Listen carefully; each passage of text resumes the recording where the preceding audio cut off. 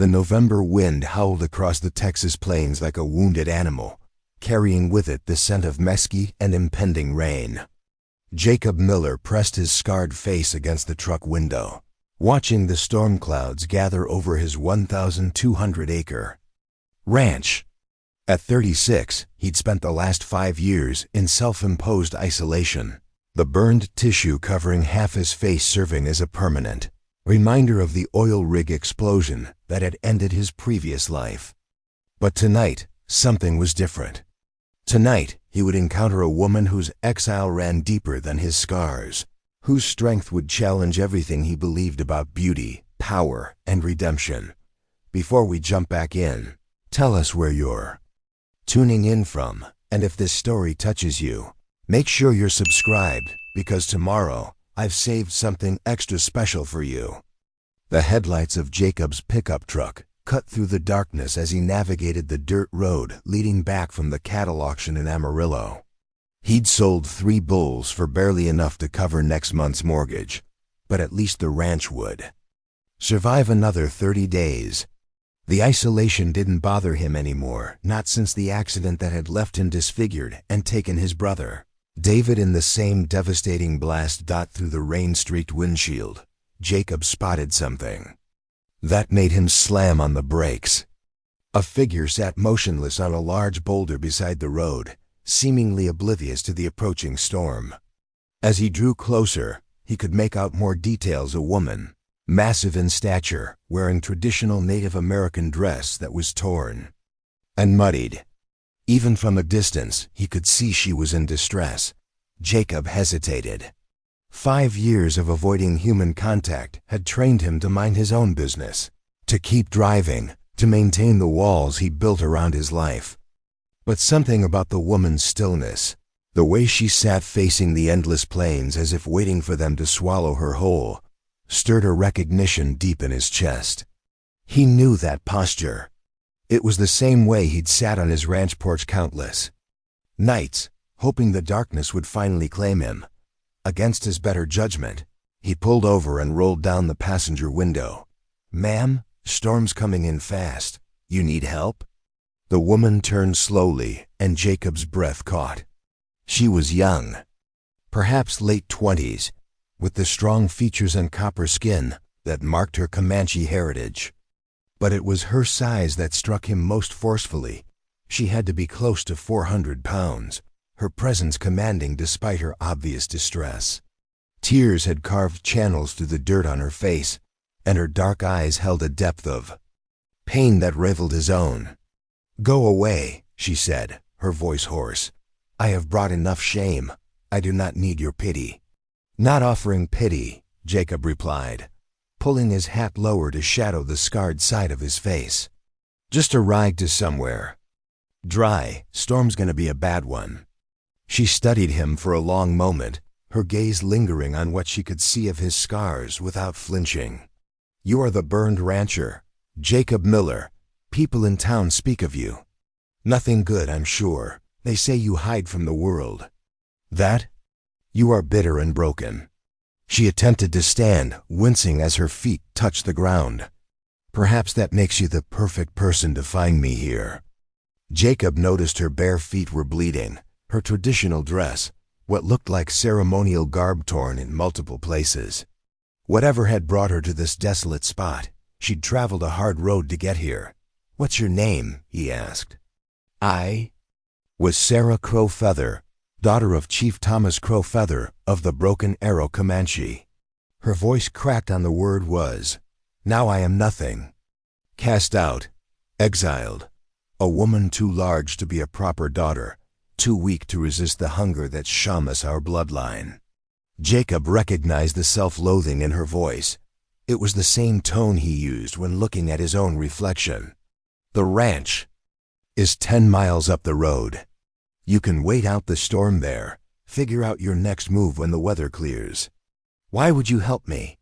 "Because," Jacob said, surprising himself with his honesty, "I know what it's like to have the world look at you and see only what's wrong." Lightning split the sky, illuminating Sarah's face. Despite her size, despite her tears, Despite her obvious despair, Jacob saw something in her expression that he hadn't seen in his own reflection for 5 years, a flicker of defiant strength.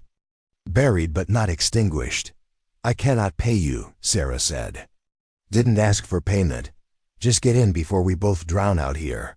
Sarah moved toward the truck with surprising grace despite her size, though each step clearly pained her. As she settled into the passenger seat, the vehicle tilted noticeably, but she held her head high, refusing to acknowledge what they both knew, that she was far larger than any woman her family or community could accept. The drive to the ranch passed in tense silence, broken only by the drumming of rain on the roof. Jacob stole glances at his passenger, noting the intricate beadwork on her dress, the ceremonial paint smeared but still visible on her cheeks, the way she held herself with the bearing of royalty despite her exile. This wasn't just any Comanche woman, she'd been someone important before whatever had led to her banishment. "Your father," Jacob ventured as they turned onto his property. "Chief Thomas Crow Feather. I've heard the name. He's the one who's been negotiating the casino rights with the state." Sarah's jaw tightened. "He is a great leader. A powerful man who needs a daughter who represents strength, not weakness." She gestured at herself with disgust. "I was to marry Robert Standing Bear, unite 2 influential families. But when? I couldn't lose the weight. When I kept growing larger despite every attempt, I became a liability, an embarrassment." The ranch house came into view, a modest 2-story structure that had seen better days but was solid and well-maintained. Jacob had poured his isolation into keeping the place functional, if not beautiful. The barn and outbuildings stood dark against the storm-lit sky. "3 days ago was to be my wedding," Sarah continued, her voice hollow. "Instead, there was a council meeting. My father stood before our people and declared that I was no longer his daughter, that my inability to control my body showed a weakness of spirit unworthy of our bloodline." Her hands clenched in her lap. "My own mother wouldn't. Look at me as they cast me out." Jacob parked near the front porch and turned to face her fully, not bothering to hide his scars in the dim light. "People are cruel when you don't fit their idea of what you should be. You understand," Sarah said, studying his ravaged features. "How long have you been hiding here?" 5 years. Ever since the rig explosion that did this." He gestured to his face.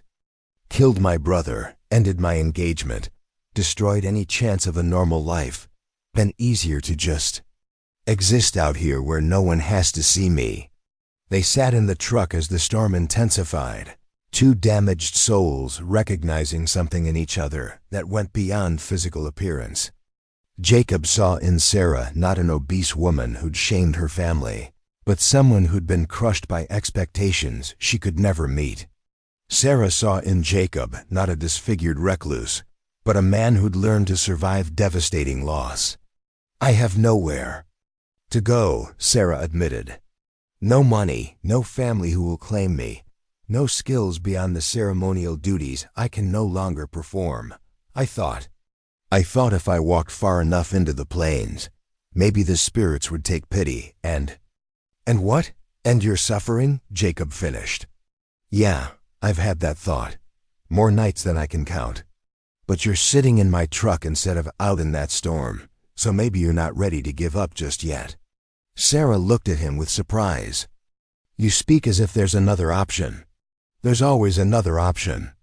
Might not be the life you planned, but it's life." Jacob opened his door. "Come on. Let's get you inside before this storm gets worse. We'll figure out the rest later." The ranch house's interior reflected its owner, functional, solitary, with no decorative touches beyond the essential. Sarah stood in the entrance, water dripping from her ruined ceremonial dress, looking lost in a way that had nothing to do with geography. "Bathrooms down the hall," Jacob said, grabbing towels from a closet. "I'll find something dry you can wear. Might have some of my brother's things that could work. He was a big man." "Thank you," Sarah whispered, and Jacob heard tears threatening again. Don't thank me yet. You haven't tried my cooking." It was a weak attempt at humor, but it earned him the ghost of a smile. As Sarah disappeared into the bathroom, Jacob stood in his living room, wondering what he'd just done. For 5 years, he'd successfully kept the world at arm's length, nursing his wounds in solitude. Now he'd invited in someone whose pain might ravel his own, whose presence would shatter the careful isolation he'd built. But as he heard water running and imagined the relief she must feel at basic comfort after her ordeal, Jacob realized something that surprised him. For the first time in 5 years, he didn't feel entirely alone. The realization terrified and thrilled him in equal measure. Outside, the storm raged against the windows, but inside the small ranch house, 2 exiles from different worlds began. The delicate process of learning that sometimes the most profound connections come from shared understanding of what it means to be cast out, deemed unworthy, and yet somehow still breathing, still fighting, still capable of recognizing humanity in another wounded soul. Jacob found himself in the kitchen, mechanically preparing food, nothing fancy, just beef stew he'd made earlier in the week and cornbread. His hands moved automatically while his mind raced.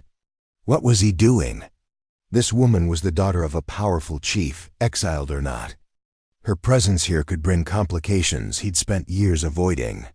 Yet something about the way she'd looked at his scars, seeing them but not recoiling, not offering empty sympathy, had cracked something open in his chest. When Sarah emerged, wearing an old flannel shirt and sweatpants that had belonged to David, she moved with the same careful dignity despite the ill-fitting clothes. Her wet hair hung loose past her shoulders, and without the ceremonial paint, she looked younger, more vulnerable. "Smells good," she said, hovering uncertainly in the doorway. "It's nothing special. Have a seat." Jacob served the meal in silence, noting how Sarah ate with careful, measured movements despite what must have been significant hunger. Everything about her spoke of someone who'd been watched, judged, found wanting despite her best efforts at control. Preparing and narrating this story took us a lot of time. So if you are enjoying it, subscribe to our channel. It means a lot to us. Now back to the story. The storm passed during the night, leaving the Texas plains washed clean and gleaming under a cold November sun. Jacob found Sarah on the porch at dawn, wrapped in a horse blanket, staring out at the endless horizon with the 1,000-yard gaze of someone reconstructing their entire world. "Coffee?" he offered, extending a steaming mug. She accepted it gratefully, her hands trembling slightly. "I should leave today. You've been kind, but I won't burden you further." "Leave for where?" Jacob leaned against the porch railing, keeping his scarred side turned away out of habit. "You said yourself you have nowhere to go." "That's my problem to solve, not yours." "Maybe, but seems to me you're in no condition to be solving much of anything right now." He gestured toward her feet, which he could see were swollen and deeply cut despite the bandages he'd helped her apply the night before. "Those need time to heal. You need rest, proper food, and a plan that doesn't involve wandering the plains until you collapse." Sarah's laugh was bitter. "A plan? I was raised to be a chief's daughter, to perform ceremonies, to marry well and strengthen tribal alliances. I can speak 3 languages, know the history of every Comanche band for 7 generations, can track the movement of stars for our sacred calendar. But none of that matters when you look like this." She gestured at her body with disgust. "What plan could possibly exist for someone like me?" "Same plan as mine," Jacob said quietly. "Survive today, then survive tomorrow. Eventually, the surviving turns into something resembling living. Is that what you've done? Started living again?" Jacob considered the question, watching his cattle graze in the distance. "No," he admitted. "But maybe that's because I've been trying to do it alone." The conversation was interrupted by the sound of an approaching vehicle. Jacob tensed, his hand instinctively moving to shield his face as a dust cloud announced visitors. Few people came to his ranch, and those who did rarely brought good news. A sheriff's cruiser pulled up, followed by a black SUV with government plates.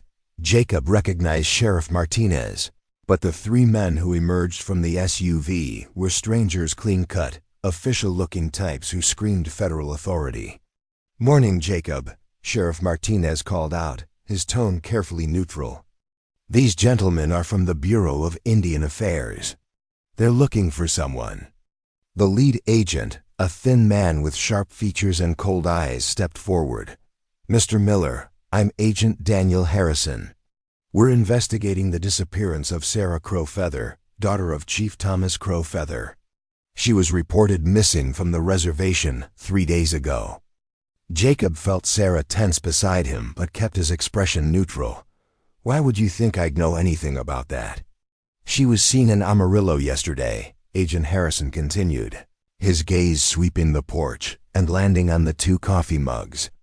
"Several witnesses reported seeing a woman matching her description on the road leading to this area.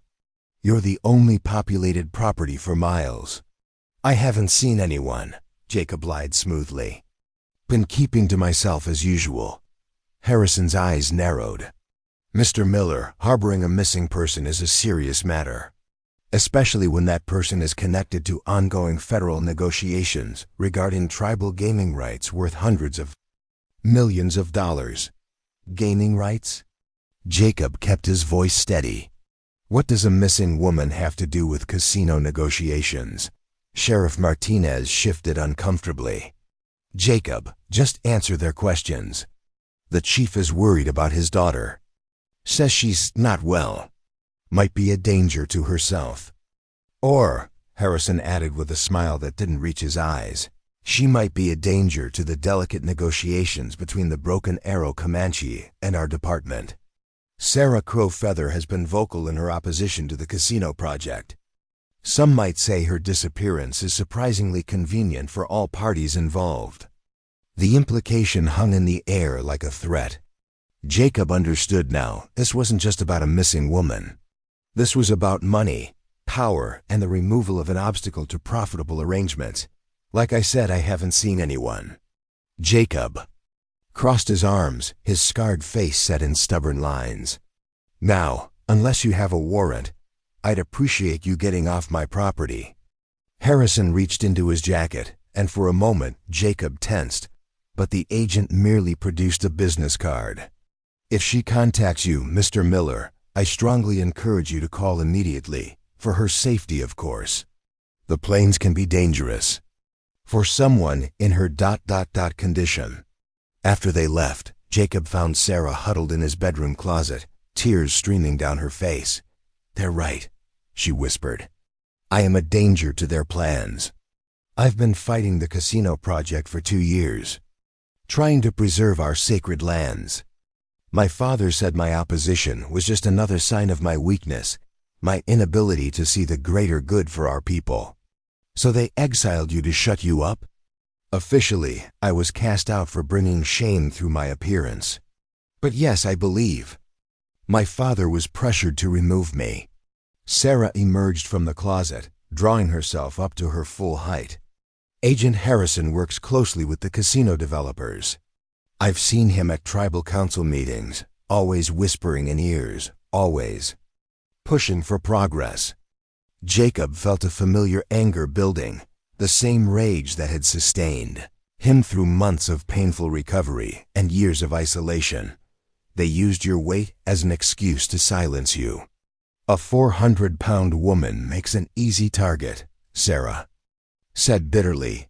"Who would believe that my exile was about anything other than my obvious failure to control myself?" "I would," Jacob said firmly. "And I'm not letting them take you back to be silenced permanently." Sarah stared at him. "You don't even know me. Why would you risk federal charges for a stranger?" "Because I know what it's like to have everything taken away for circumstances beyond your control." Jacob touched his scarred face. "And because I'm tired of letting them win." Over the following days, they developed an unlikely routine. Sarah, despite her injured feet, insisted on helping with ranch work. She proved surprisingly knowledgeable about livestock, explaining that she'd spent summers as a child with her grandmother, who'd maintained traditional ways. Before I got too big to be useful, she added with familiar self-loathing. You're useful now, Jacob countered, watching her gentle way with a spooked calf. Size doesn't determine worth. Easy for you to say. Your scars are from heroism trying to save others from an explosion. My body is just evidence of weakness. Jacob set down the fence posts he'd been driving and faced her. You want to know the truth about my heroism? I was drunk that night. Celebrated a big contract too hard, ignored safety protocols. The explosion was my fault. My brother died because of my carelessness. Sarah's eyes widened. The town doesn't know that. The official report blamed equipment failure. Company didn't want the liability of human error. His voice was raw. So everyone thinks I'm some tragic hero instead of the drunk who killed his own brother and 2 other good men. They stood in the autumn sunshine, 2 people stripped of pretense, seeing each other's real wounds for the first time. Sarah reached out slowly, giving him time to pull away, and touch the unmarked side of his face. We all carry different kinds of scars, she said softly. That night, Jacob made a decision. If you're going to stay here, we need to make it legal. Give you some protection. What are you suggesting? A business arrangement. I hire you as a ranch hand. Proper employment contract, workers' comp, the whole thing. Makes it harder for them to claim I'm harboring a fugitive. Sarah laughed, but it was warmer than before. A 400-pound ranch hand with a tendency to oppose million-dollar casino deals. You sure you know what you're getting into? No, Jacob admitted. But for the first time in 5 years, I'm curious to find out. They drew up the employment agreement that night, both aware they were creating more than just legal protection. They were building a framework for something neither quite dared to name: a partnership between 2 outcasts who'd found in each other a recognition that went beyond words. But even as they planned, Sarah's new identity as a legitimate employee. Both knew that Agent Harrison and the forces behind him wouldn't give up easily. The casino deal was too valuable, and Sarah's knowledge of the sacred sites they planned to develop was too dangerous. They'll come back, Sarah warned. With warrants this time. With pressure you can't imagine. Then we'd better be ready, Jacob replied, surprising himself with the steel in his voice. I've spent 5 years hiding from the world. Maybe it's time to remember how to fight. As they worked side by side over the following days, something shifted between them. The careful distance they'd maintained began to erode, replaced by small kindnesses, Sarah treating the chronic pain in Jacob's scarred tissue with traditional remedies her grandmother had taught her. Jacob adapting the ranch work to accommodate her physical limitations, while never making her feel incapable. One evening, as they repaired fencing damaged by wild hogs, Sarah suddenly said, "You know what the ironic part is? The wait started when I began fighting the casino project.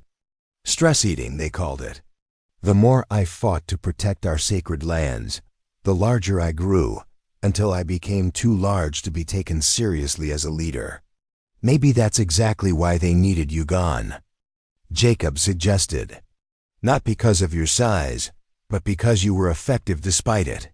Sarah considered this. "My father once said I had the heart of a warrior trapped in the body of a feast tent." "Your father's a fool," Jacob said bluntly. "Warriors come in all sizes. And from what I've seen, you've been fighting battles most people couldn't imagine." That night, Sarah cooked a traditional Comanche meal with ingredients Jacob had driven 40 miles to find. As they ate, she shared stories of her people, not the sanitized versions told to tourists, but the real history of struggle, adaptation, and survival.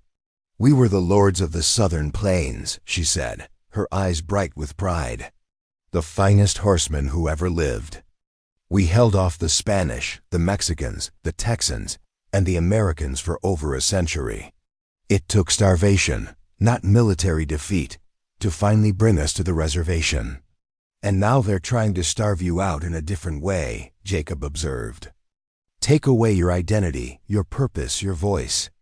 Except I found refuge with a burned rancher who understands that some wounds aren't visible to everyone.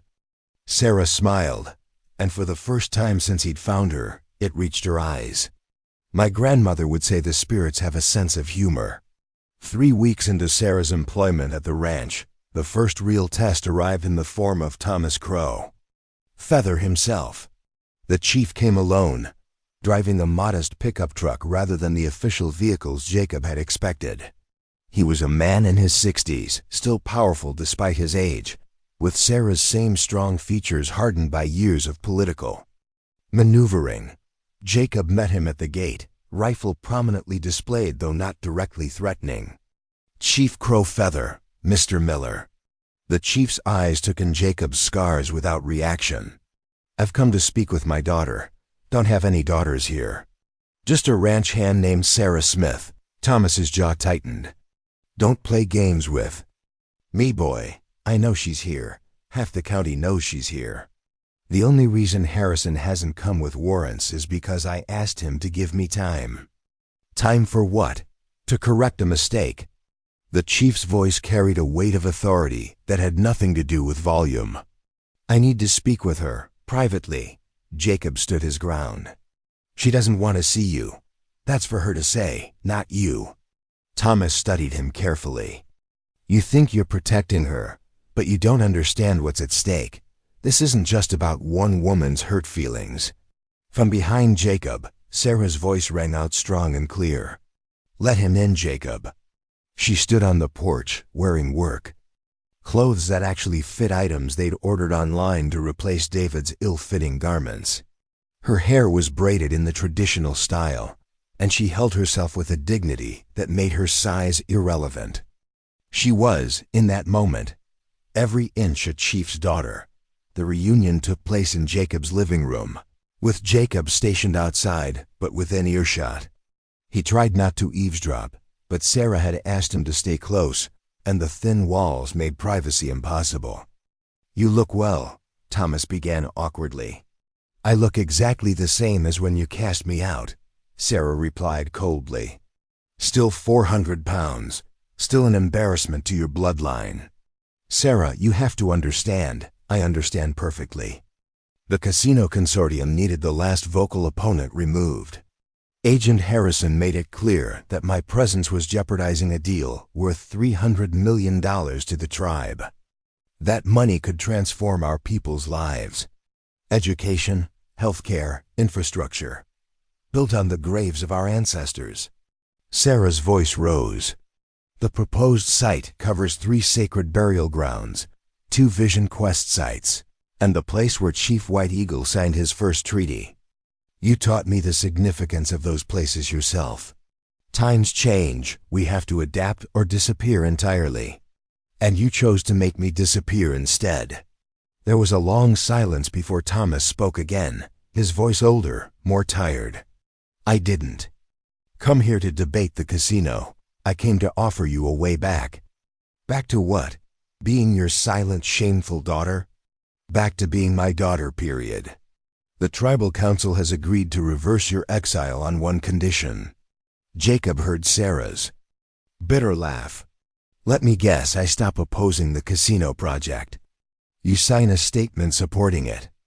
Say you've reconsidered, that you understand the economic benefits outweigh cultural concerns. Thomas's voice dropped. In return, you'll be fully reinstated, your exile erased. You could even return to your work with the Cultural Preservation Committee focusing on artifacts and language instead of land rights. And if I refuse, then you remain dead to the tribe. No identity, no family, no future among your people. Thomas paused. And Mr. Miller faces federal charges for harboring a fugitive and interfering with a federal investigation. Harrison has enough to destroy him. Jacob heard footsteps and suddenly Sarah stood in the doorway. Jacob, I need you to hear this. He entered to find Thomas standing by the window, looking older than his years. Sarah positioned herself between the two men, her face set with determination. "My father is offering me a choice," she said. "Betray everything I believe in and return to a life where I'll be watched and controlled. Or stay here and watch them destroy the man who showed me kindness when my own family cast me out." "Sarah," Jacob began, but she cut him off. "No, I won't. Let them use you against me." She turned to her father. "I'll sign your statement. I'll support the casino. I'll be your silent, obedient daughter." "Sarah, no." Jacob moved toward her, forgetting to hide his scarred side. "You can't give up everything you've fought for. I can't let them destroy you because of me." Thomas watched this exchange with sharp interest. "So it's like that between you two?" "It's not like anything," Sarah said quickly. "Mr. Miller has been kind. I won't repay that kindness by bringing federal charges down on his head." "Kindness," Thomas repeated, his tone suggesting he saw more than Sarah admitted. "This scarred rancher shows you kindness, and you're willing to abandon your principles?" "You abandoned me." Sarah's composure finally cracked. "You stood before the entire tribe and declared me dead because I was too fat to be useful. Now you want to lecture me about principles?" Thomas flinched. "I did what I thought was best for our people." "You did what was easiest, what was profitable." Sarah's voice grew stronger. "But you taught me too well, Father. You taught me that a warrior's true strength comes from protecting what matters. Right now, what matters is ensuring Jacob doesn't suffer for helping me." "And what about our sacred sites?" Thomas challenged. "What about the ancestors you were so determined to protect?" Sarah looked at Jacob, something passing between them that made Thomas step back. "I'm learning that sometimes the living matter more than the dead." After Thomas left with Sarah's promise to sign the statement within the week, she collapsed into a chair, tears flowing freely. Jacob knelt beside her, taking her hands in his. "You're not signing anything," he said firmly. "I have to. They'll destroy you otherwise. Let them try. I've been hiding here for 5 years, Sarah. Maybe it's time I stopped running from fights that matter. This isn't your fight. It is now." He touched her face gently, mindful of his scarred hand. "You think you're the only one who's found something worth protecting these past weeks?" Sarah stared at him, hope and fear warring in her expression. "Jacob, I'm still 400 pounds. That's not going to change. Even if we fight this, even if we win, I'll always be the woman too large for her own family to love."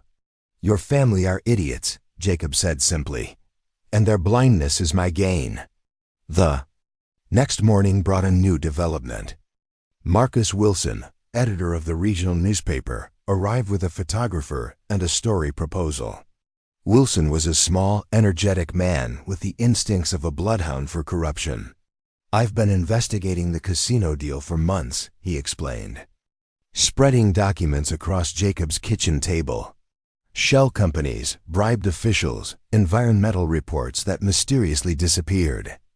But I needed an inside source, someone who understood the cultural significance of what's being destroyed. Sarah examined the papers with growing excitement. "This is evidence of federal crimes.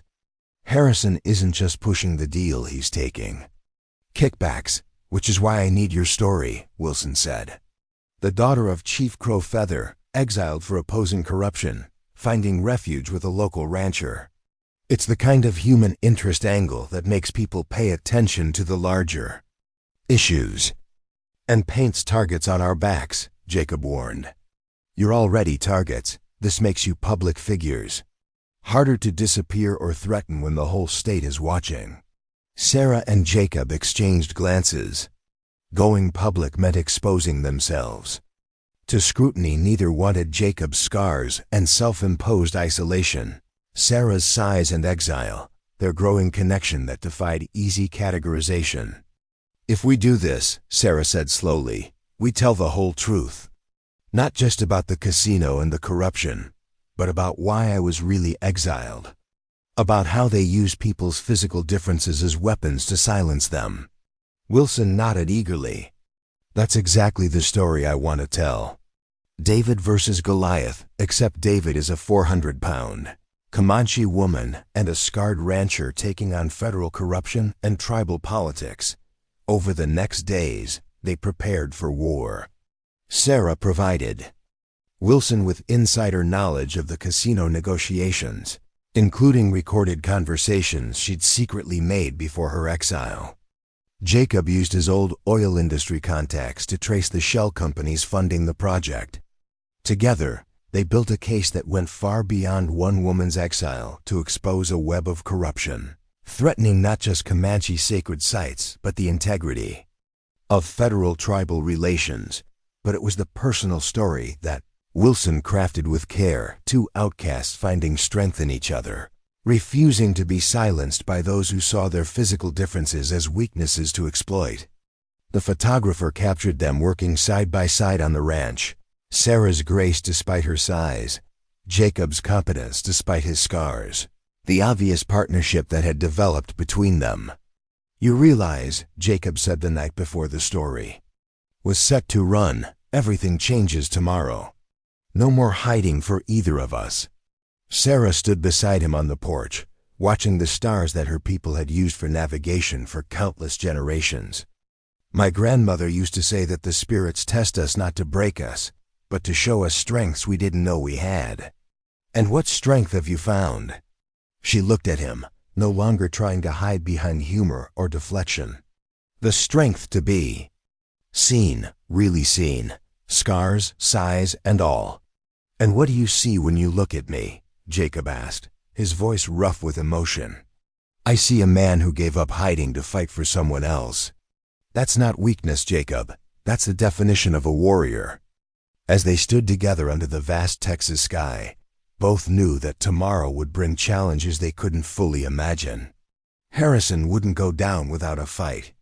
Thomas Crow Feather would face his own reckoning for choosing profit over principle. The casino developers would use every tool at their disposal to discredit them. But tonight, they had this two people who'd been deemed unworthy by the world, finding worth in each other's eyes. It wasn't a fairy tale romance or a simple redemption story. It was messier, complicated by trauma and politics and the weight of external judgment. It was also real in a way that neither had experienced before.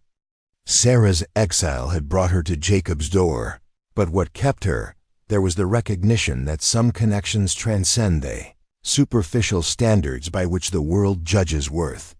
"Whatever happens tomorrow," Jacob said, taking her hand, "we face it together." "Together," Sarah agreed, and for the first time since her exile, the word didn't feel like a fairy tale, but a promise two warriors could keep. The newspaper story detonated across Texas like a bomb. Within hours of publication, Jacob's phone rang incessantly while news vans gathered at his gate like vultures.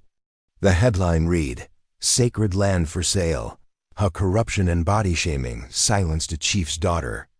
Marcus Wilson had crafted a narrative that was impossible to ignore, complete with photographic evidence of the threatened sacred sites, financial documents showing Harrison's kickbacks, and the powerful image of Sarah and Jacob standing defiantly before ancient Comanche burial grounds. But it was the human story that captured public imagination. Sarah's exile for the dual crimes of being overweight and opposing corruption resonated with thousands who'd faced discrimination. Jacob's emergence from 5 years of isolation to protect someone society had deemed worthless struck a chord with everyone who'd ever felt written off by the world. "We've got problems," Jacob announced, watching through binoculars as black SUVs assembled on the county road. Harrison's brought reinforcements. Sarah was on the phone with Wilson, who was tracking the story's viral spread. "Marcus says we've had over 1 million views online. The tribal council is in emergency session. 3 congressional representatives are calling for federal investigation. None of which helps us if Harrison decides to end this before it gets worse for him," Jacob noted grimly. The assault came at dawn. Not with the violence Jacob expected, but with something more insidious, a court order declaring Sarah mentally incompetent, signed by a judge later revealed to be on the casino consortium's payroll. The document claimed that her morbid obesity was evidence of mental illness requiring immediate institutionalization for her own safety. "They're trying to disappear me legally," Sarah said, reading the order with shaking hands. "Lock me away, where I can't testify, can't provide evidence, can't fight back." Agent Harrison stood at their door with a medical team and armed escorts. His smile was cold, victorious. "Miss Crowfeather, you're being placed under protective psychiatric custody pending evaluation. Come quietly, and we won't need to restrain." You mean come quietly and disappear into whatever hole you've prepared," Jacob interjected, stepping protectively in front of Sarah. "Mr. Miller, interfering with a court order is a federal offense. Step aside." No. The standoff might have ended badly, but Wilson had anticipated this move. As Harrison prepared to signal his men forward, dozens of vehicles began arriving, ranchers from surrounding properties, members of the Comanche tribe who opposed the casino, veterans who'd served with Jacob's brother David, and citizens who'd followed the story online. "Looks like you'll have to go through all of us," announced Betty Morrison, the 60-year-old owner of the neighboring ranch, her hunting rifle casually displayed. Harrison's confidence wavered as more people arrived. Someone was live-streaming the confrontation, and within minutes, news helicopters circled overhead. The attempted forced institutionalization of Sarah Crowfeather was becoming a national spectacle. "This isn't over," Harrison warned, but he signaled his team to withdraw. The court of public opinion had made their strong-arm tactics temporarily impossible. That evening, Jacob found Sarah in the barn, brushing down his gentlest mare with movements that spoke of seeking comfort in simple tasks. "Thank you," she said without turning, "for standing between me and them. No one's ever done that before." "Someone should have, long before now." Sarah finally faced him, tears tracking down her cheeks. "They're right about one thing. I am mentally ill in a way. I eat when I'm stressed, when I'm fighting battles I can't win. The more I fought the casino, the larger I grew, until I became exactly what they could use against me." "That's not mental illness," Jacob said firmly. "That's being human. We all have ways of coping with impossible situations. Yours is food, mine was isolation. Neither is ideal, but neither makes us less worthy of respect. Your isolation ended when you chose to help me. And maybe your battle with food doesn't have to be fought alone anymore either." Sarah studied him with wonder. "You really don't see me as disgusting, do you? 400 pounds of failure? I see a woman who stood up to corruption until they broke her, who survived exile and attempted institutionalization, who's still fighting despite everything they've thrown at you." Jacob moved closer. "I see strength that has nothing to do with size. And I see a man whose scars tell a story of survival, not shame," Sarah replied. "Maybe that's why we recognize each other. We both know what it's like to have our bodies become weapons used against us." The next phase of their battle came from an unexpected source, Thomas Crowfeather himself. The chief arrived that night, alone and looking haggard. The tribal council meeting had not gone as he'd expected. "They voted to suspend me pending investigation," he told Sarah, his voice hollow. "Your story, the evidence you provided Wilson, it's opened everything up. Other tribal members are coming forward about pressure they face to support the casino." "I'm sorry, Father," Sarah said, and meant it. Despite everything, she loved the man who'd raised her. "Don't be, I chose wrong. I let them convince me that progress meant sacrificing everything our ancestors held sacred." Thomas looked between Sarah and Jacob, and I sacrificed my daughter to that false god. "What do you want?" Jacob asked, still wary of the man who'd exiled Sarah. "To make amends, to fight beside you instead of against you." Thomas pulled out a thick folder. "Recordings of my meetings with Harrison and the consortium, documentation of which council Members took bribes, everything they'll need to prosecute. Sarah took the folder with trembling hands. This will destroy you. Your reputation, your legacy, are already destroyed. At least this way, I can help save what really matters. He looked at his daughter with profound sadness. I called you too weak to be my daughter, but you were the only one strong enough to stand against us all. The revelation of Thomas's evidence transformed their defensive battle into an offensive. War. Federal prosecutors, freed from Harrison's interference by public scrutiny, launched a massive investigation. The casino consortium's lawyers fled like rats from a sinking ship. Harrison himself was arrested on charges ranging from bribery to conspiracy to violate civil rights. But the personal cost of victory became clear as death threats arrived at the ranch.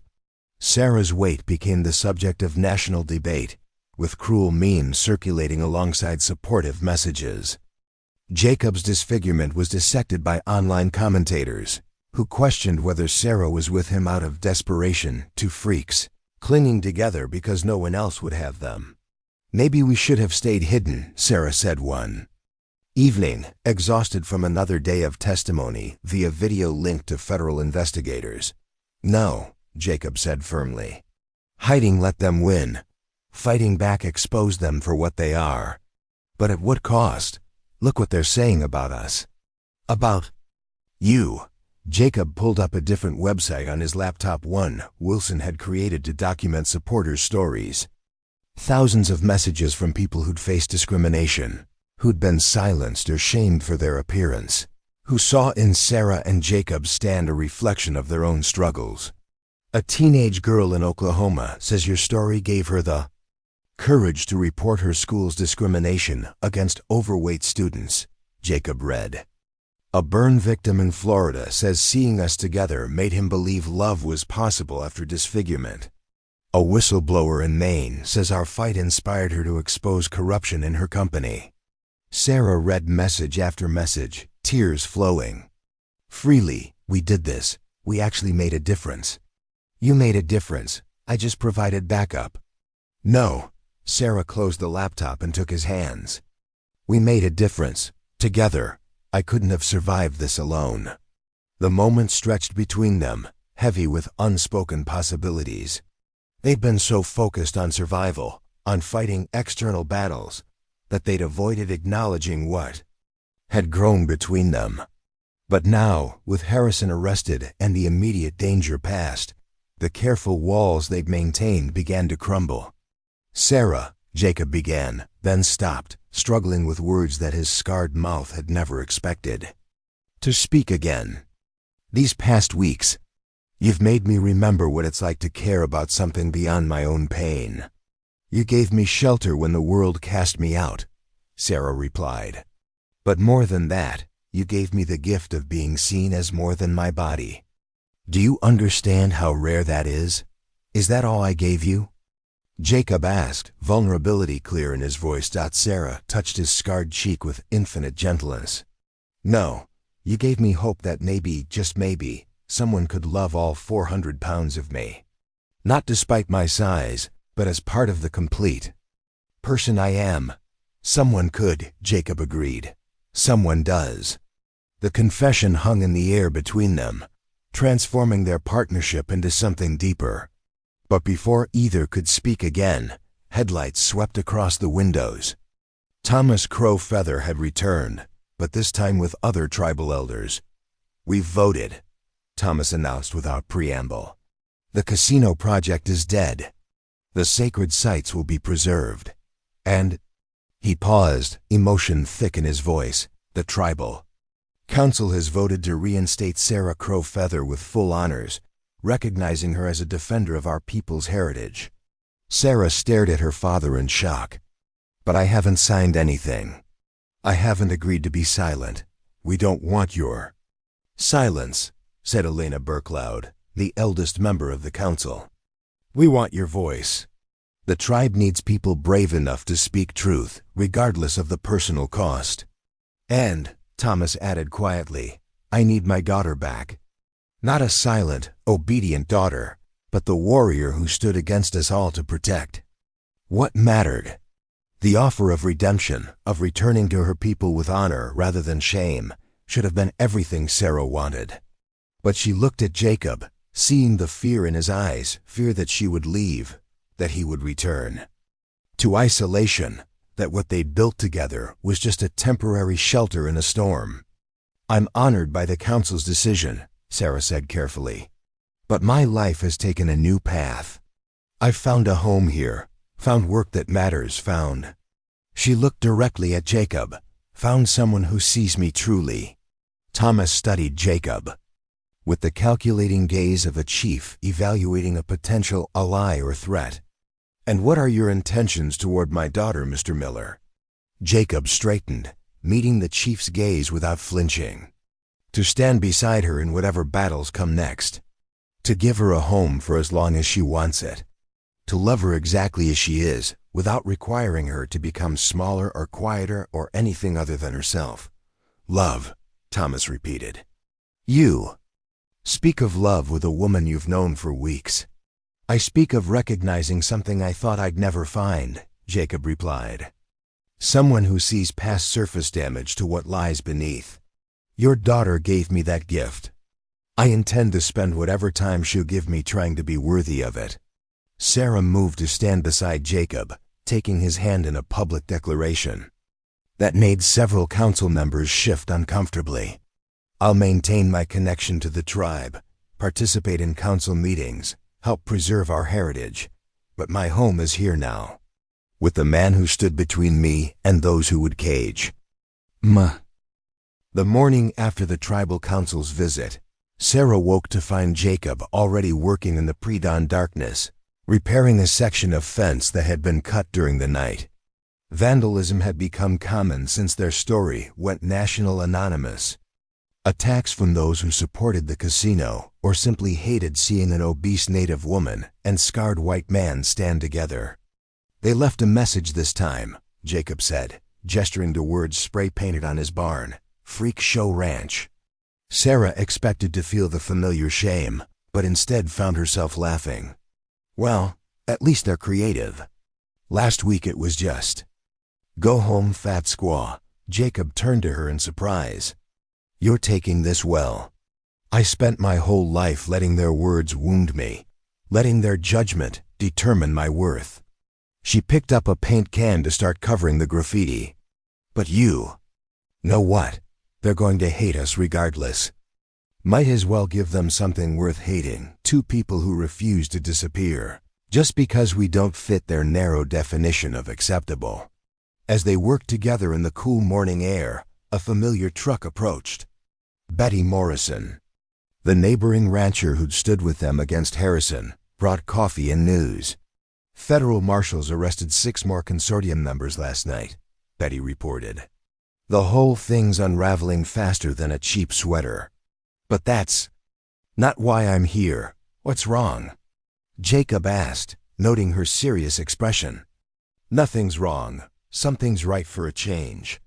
Betty pulled out an envelope. "The Cattle Ranchers Association met last night. We voted to create a new position, cultural liaison for Native American grazing rights. Someone to help navigate the intersection of traditional land use and modern ranching." Sarah's eyes widened as she understood. "You want me?" "We want someone who understands both worlds, who's proven she'll fight for what's right even when it costs her everything." Betty smiled. "The position comes with a salary, benefits, and most importantly, respect for your expertise rather than judgment about your appearance." Jacob watched Sarah process this unexpected opportunity, a chance to use her knowledge professionally, to be valued for her mind rather than diminished for her body. "You should take it," he said quietly. "It would mean traveling to different ranches, attending meetings, being even more public than we are now," Sarah warned. "Then we'll face that together too," Jacob replied. "If you want it, take it. Don't let fear of their judgment steal another opportunity from you."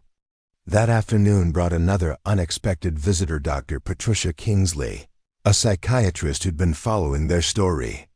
but she wasn't there in any official capacity related to the attempted institutionalization. I specialize in trauma-related eating disorders, Dr. Kingsley explained. I've watched your public journey with great interest, Miss Crowfeather. You've shown remarkable resilience, but I wondered if you might benefit from addressing the underlying connections between your activism stress and your relationship with food. Sarah's defensive walls immediately rose. If you're here to tell me I need to lose weight, I'm here to suggest that you deserve to have a healthy relationship with food that isn't driven by external trauma. Dr. Kingsley interrupted gently. Your worth isn't determined by your size, but your peace of mind might improve if eating became a choice rather than a compulsion triggered by fighting injustice. I can't afford psychiatric treatment, Sarah said stiffly, which is why I'm offering my services pro bono. Your story has helped countless people find courage. Let me help you find peace. After Dr. Kingsley left her card and departed, Sarah sat in silence, staring at the small rectangle of cardboard as if it might bite her. Jacob waited, understanding that this moment required her to lead. I'm scared, Sarah finally admitted. What if I try and fail? What if I'm still 400 pounds after therapy? What if everyone watches me fail publicly? Then you'll still be the woman who saved sacred lands, exposed corruption, and stood up to everyone who tried to silence you, Jacob said. Your weight doesn't change any of that. But what if I change? What if losing weight makes me different, makes us different? Jacob knelt before her chair, taking her hands. Sarah, I need you to hear this, really hear it. I don't love you at 400 pounds in spite of your size or because of it. I love you. Period. If you weighed 100 pounds or 600. If therapy changes your body or doesn't, I'll still love the woman who looked at my scars and saw a person worth fighting beside. Sarah's tears came then, years of shame and self-hatred pouring out in the safety of his acceptance. I don't know who I am without the weight. It's been my armor and my curse for so long. Then maybe it's time to find out who Sarah Crowfeather is when she's not fighting external battles or internal demons. Just Sarah, figuring out what she wants for herself. A month into Sarah's therapy and new position, the ranch had transformed.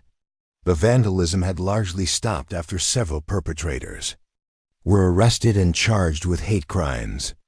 Sarah's work with the Cattle Ranchers Association was building bridges between communities that had been suspicious of each other for generations.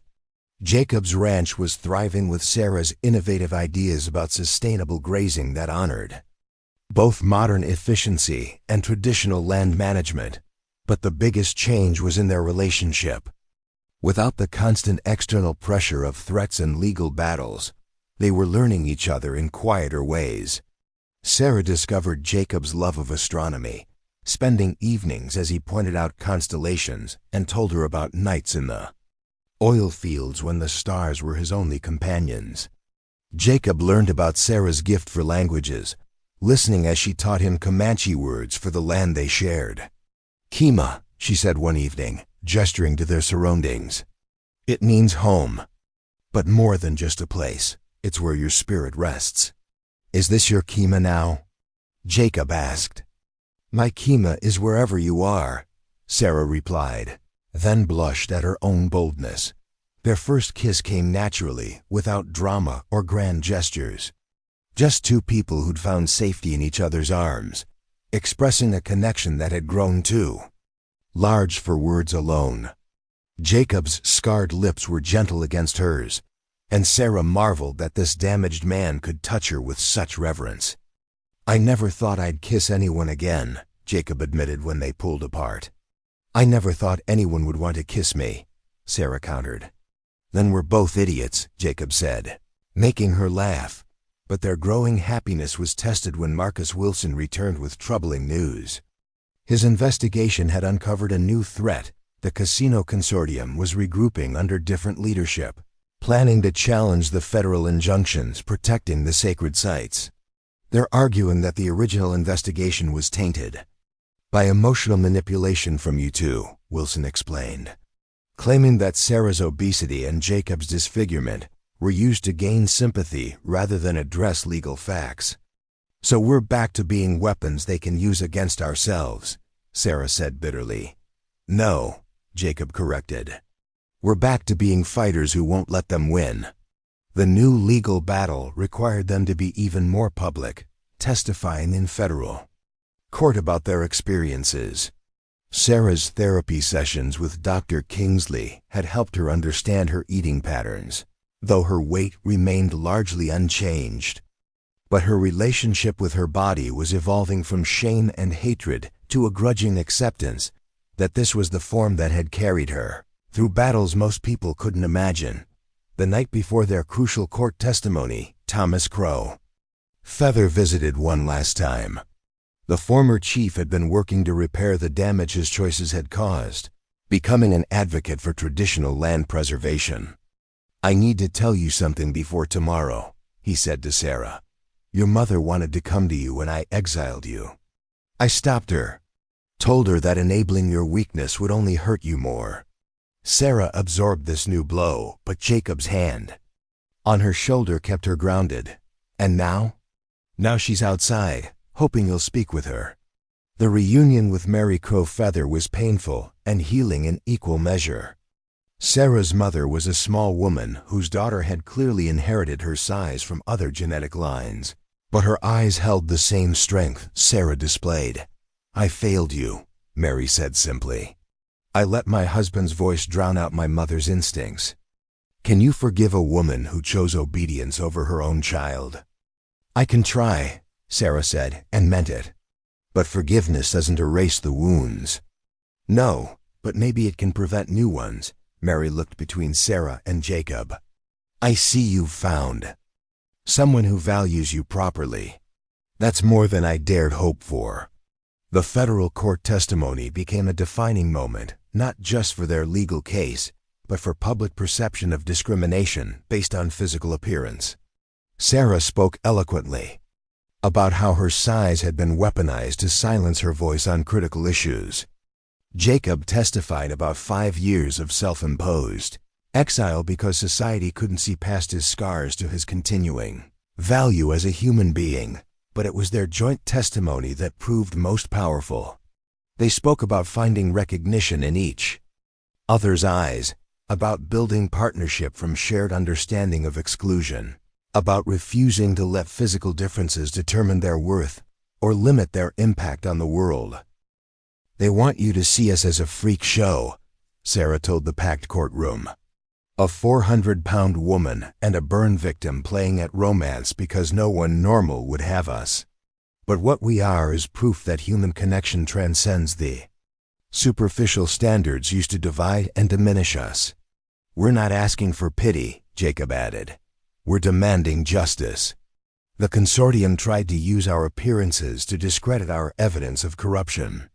They failed because truth doesn't become less true based on the size or scars of who speaks it. The judge's ruling came down decisively in their favor. The sacred sites would remain protected, the consortium's appeals rejected, and a precedent set that discrimination based on physical appearance would be considered a civil rights violation in federal proceedings. As they left the courthouse, surrounded by supporters and reporters, Jacob pulled Sarah aside. We did it. We survived it, Sarah corrected. Now comes the hard part, living a normal life when everyone knows our story. Nothing about our life will ever be normal, Jacob said, gesturing to the cameras still following them. But maybe normal is overrated. Maybe what we have honest, tested by fire, stronger for its scars, is better than normal. Sarah kissed him there on the courthouse steps, in full view of the world that had tried to shame them both into hiding. It was a declaration more powerful than any testimony Two People Society had deemed unworthy, claiming their right to love and be loved exactly as they were. The photo of that kiss would circulate worldwide, becoming a symbol of resistance against superficial judgment.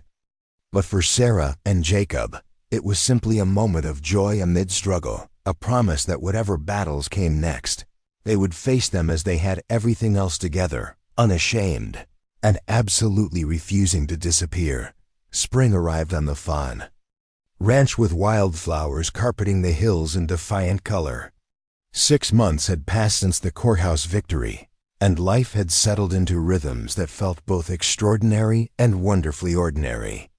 Sarah split her time between her work with the cattle ranchers association and helping Jacob expand their operation to include educational programs about sustainable ranching and Native American land practices. The morning that would change everything began with Sarah in the kitchen, preparing breakfast while reviewing applications for their summer internship program.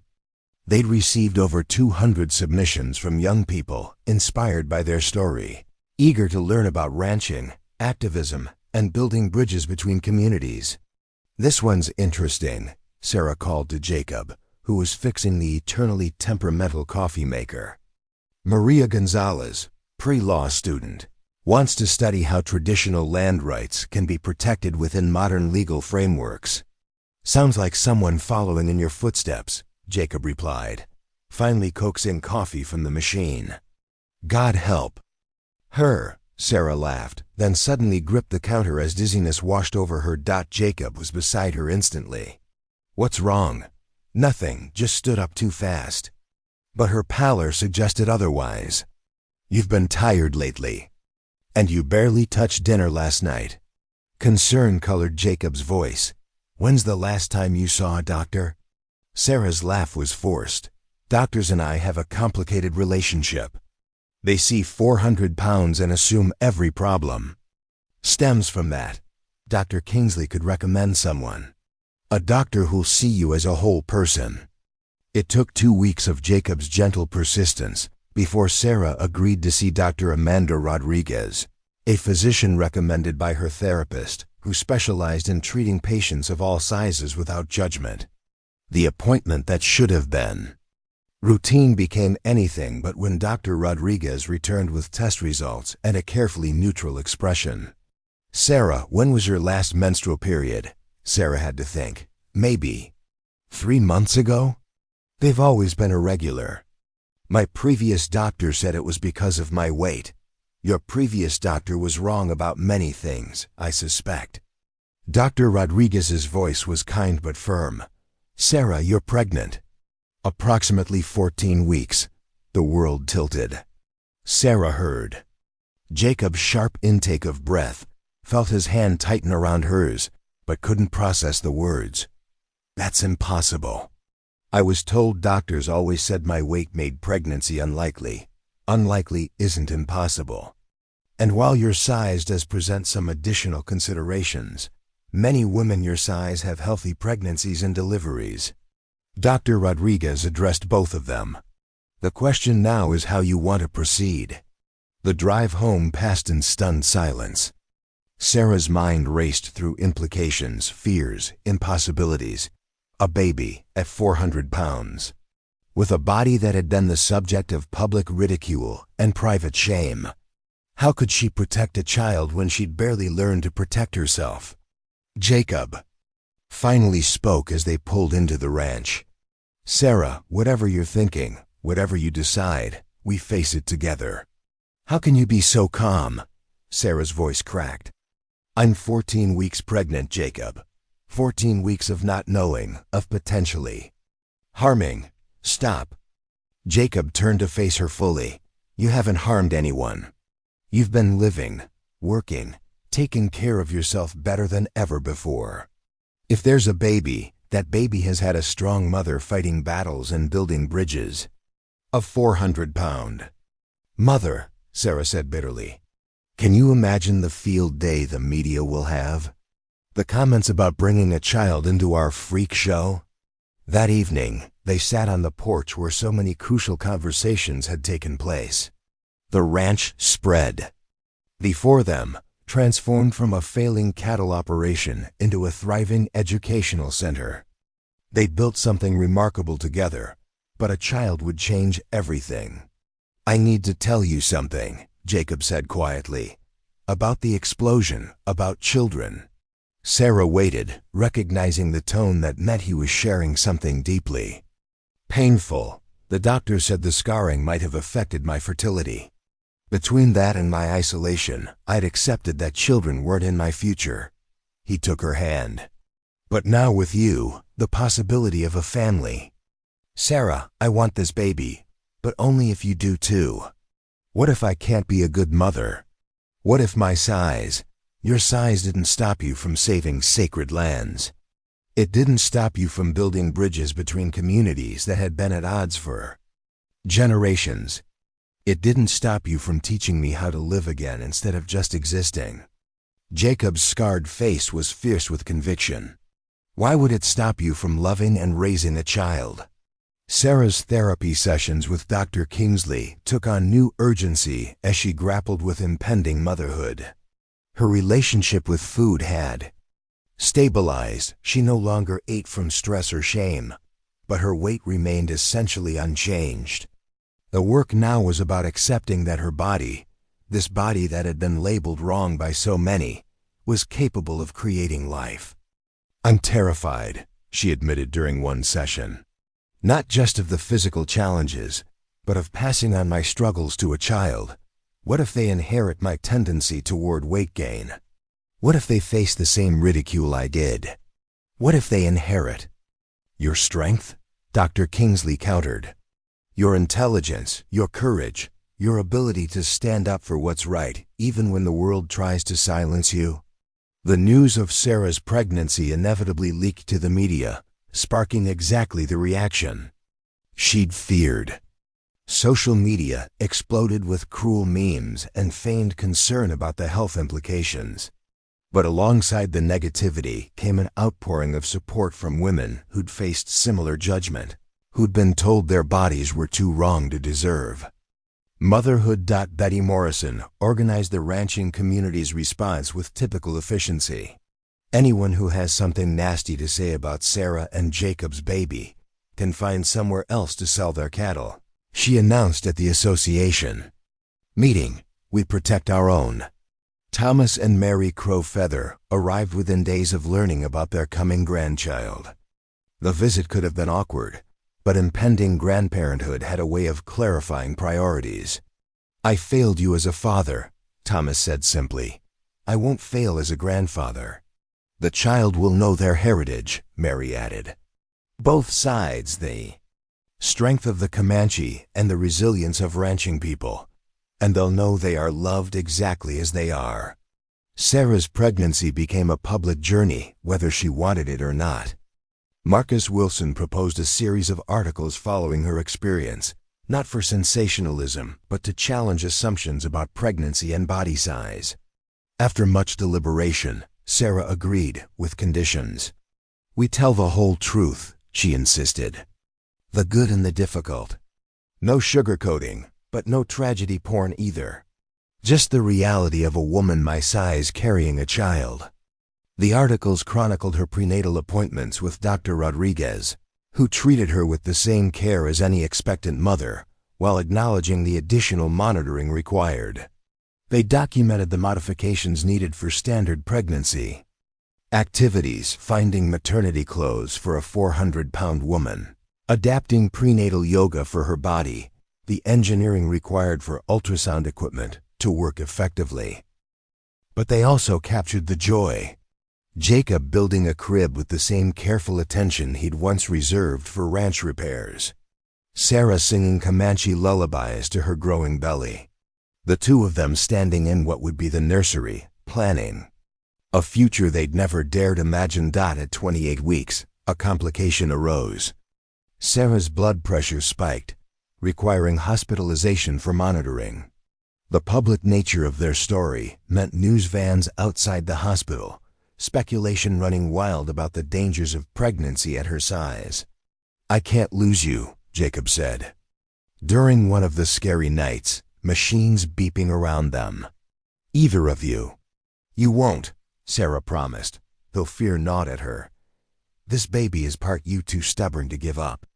Dr. Rodriguez managed the situation with calm expertise. Your body is doing remarkable things, Sarah. Yes, we need to monitor closely. But you're not the first woman of size to navigate pregnancy challenges, and you won't be the last. The enforced bed rest gave Sarah time to work on a project sheet. Then, considering a book about her journey from exile to acceptance, from silence to advocacy. She wrote honestly about the intersection of body size, cultural identity, and activism. About finding love in unexpected places and building family from broken pieces. "I want our child to have this," she told Jacob. "To understand where they came from, why their parents fought so hard to create a world where they could exist without shame." At 35 weeks, the decision was made for a controlled cesarean delivery. Sarah faced surgery with the same courage she'd shown throughout their journey, though Jacob's barely controlled terror was evident to anyone who looked. "You rebuilt your life after losing everything," Sarah reminded him as they prepared. "You stood against federal agents for me. You can handle this." "Those things didn't risk losing you," Jacob replied, his scarred hands gentle on her face. "You're not losing me. You're gaining us." The surgery required a specialized team familiar with cesarean deliveries for women of size, brought in from Houston for the procedure. As Sarah was wheeled away, Jacob kissed her with all the desperate love of a man who'd already lost too much to fate. Time crawled until Dr. Rodriguez appeared with the news that would transform everything. "Congratulations, Mr. Miller. You have a healthy daughter, 6 pounds 4 ounces of perfect." And Sarah came through beautifully. The first time Jacob held Emma Rose Miller, he wept without shame. The baby was indeed perfect. A miracle created by two people the world had tried to convince were too damaged for love, too wrong for family. When they placed Emma in Sarah's arms, the look of wonder on her face healed wounds Jacob hadn't even known still bled. "She's so small," Sarah marveled. "How can something so small come from someone so large?" "She came from someone so strong," Jacob corrected. "Size has nothing to do with it." The photo Marcus Wilson captured in that moment, Sarah holding Emma, while Jacob curved protectively around them both, scars and size irrelevant in the face of new life, would become iconic. But for the new family, it was simply the beginning of a chapter they'd never thought they'd get to write. The world outside would continue to have opinions about a 400-pound mother and a scarred father raising a child. There would be challenges ahead that other families wouldn't face, judgments to weather, assumptions to challenge. But in that hospital room, none of it mattered. Emma Rose Miller had been born to parents who knew what it meant to fight for acceptance, who understood that love wasn't conditional on meeting society's standards, who would teach her that strength came in all sizes and true beauty bore scars. She was, in every sense that mattered, born to be an empress in a kingdom built from exile and redemption. Emma Rose Miller was 3 months old when the letter arrived that would test every foundation Sarah and Jacob had built. It came on official government letterhead, delivered by courier on a morning when Emma had just discovered her own hands and was examining them with intense concentration. "Child Protective Services," Sarah read, her voice hollow. "They're opening an investigation into our fitness as parents, based on concerns raised by multiple citizens, regarding the physical limitations and health risks posed by the parents." Jacob took the letter with hands that shook slightly. 5 years of ranch work had steadied his scarred fingers, but this threat to their daughter made them tremble like leaves. "Physical limitations? They mean your weight and my scars. They mean someone thinks we're too damaged to raise our own child." Sarah's arms tightened around Emma, who gurgled happily, unaware of the storm gathering around her. The investigation had been triggered by a coalition, calling itself Citizens for Child Welfare, led by none other than Richard Harrison Agent, Harrison's brother, seeking revenge for his siblings' imprisonment. They'd compiled photos from social media showing Sarah struggling to rise from a chair while pregnant, Jacob's scarred hands changing Emma's diaper, and other moments twisted to suggest incompetence. "We need a lawyer," Jacob said. "The best family law attorney in Texas." That attorney turned out to be Michelle Washington, a fierce advocate who'd built her career defending non-traditional families. She reviewed the CPS complaint with disgust that transformed into determination. "This is discrimination disguised as concern," Michelle declared. "They're questioning your parenting based solely on physical appearance. We're going to fight this. And we're going to win." But winning required submitting to investigations that felt like invasions. Social workers visited the ranch, observing Sarah and Jacob's every interaction with Emma. They documented how Sarah had modified nursery furniture to accommodate her size, how Jacob had developed techniques to handle his daughter safely despite reduced sensation in his scarred hands. "She's thriving," the lead social worker, Janet Palmer, noted during one visit. Emma was indeed flourishing, meeting all developmental milestones.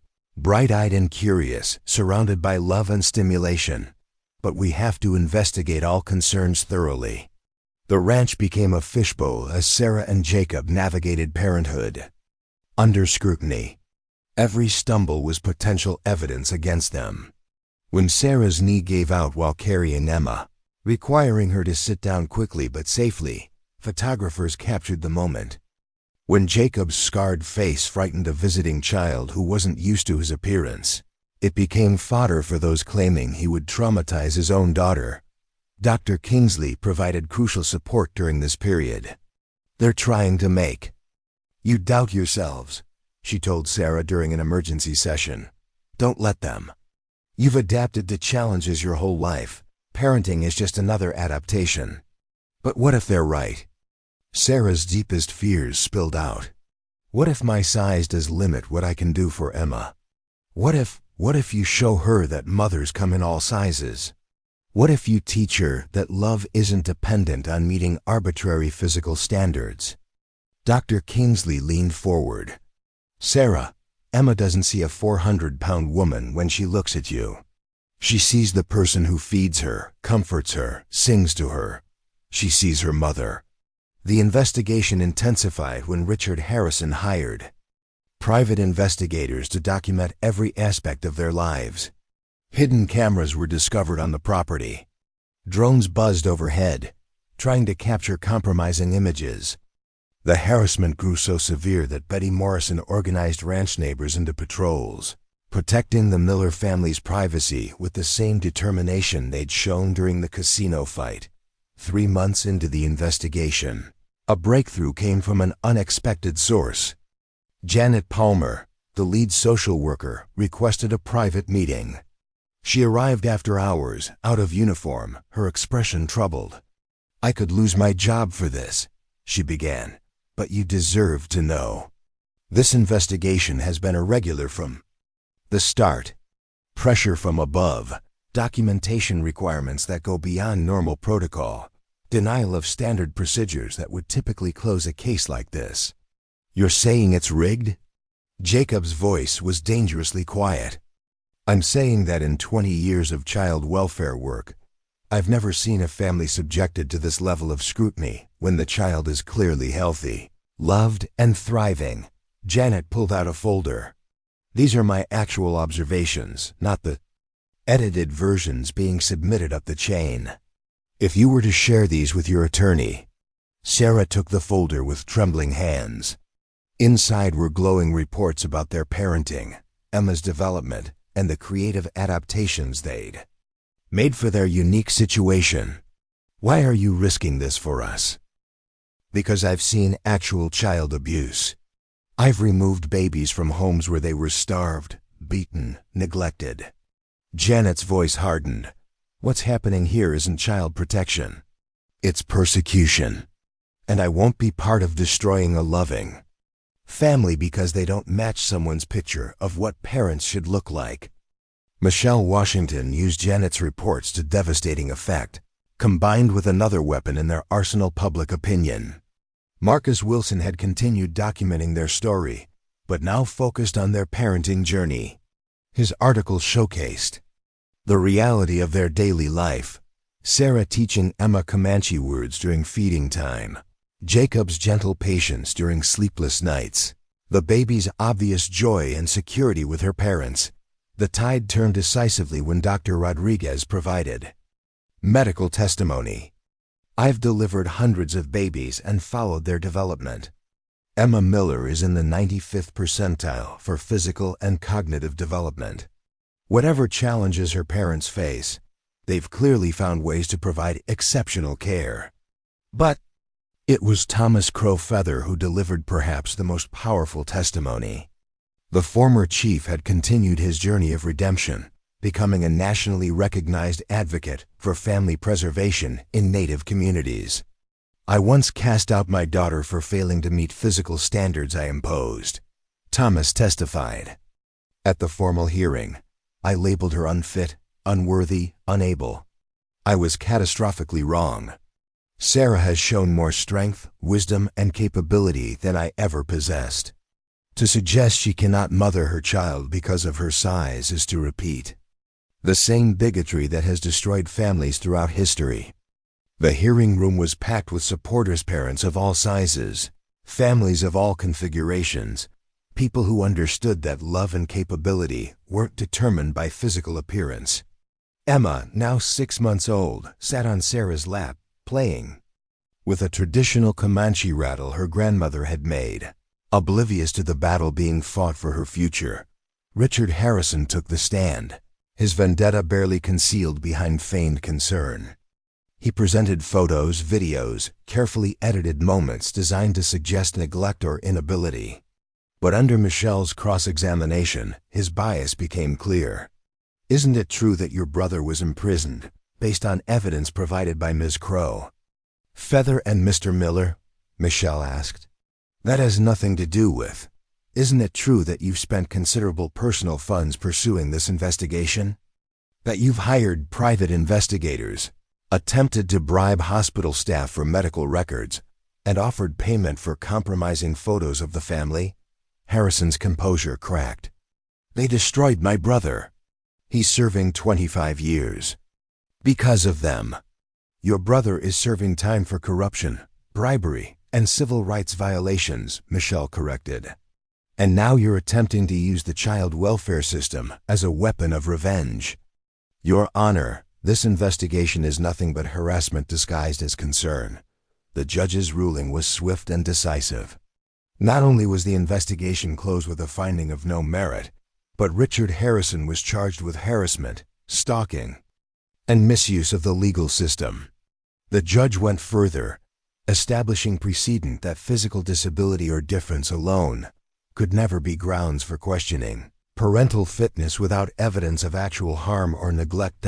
As they left the courthouse, Emma reached from Sarah's arms toward her father, babbling happily as Jacob's scarred face broke into a smile. Photographers captured the moment, a family that had survived attempted destruction, stronger for the assault on their bond, but the victory came with lasting changes. The scrutiny had taught Sarah and Jacob that their lives would never be truly private, that Emma would grow up with parents whose story was public property. They had to prepare her for a world that might judge her family as harshly as it had judged them.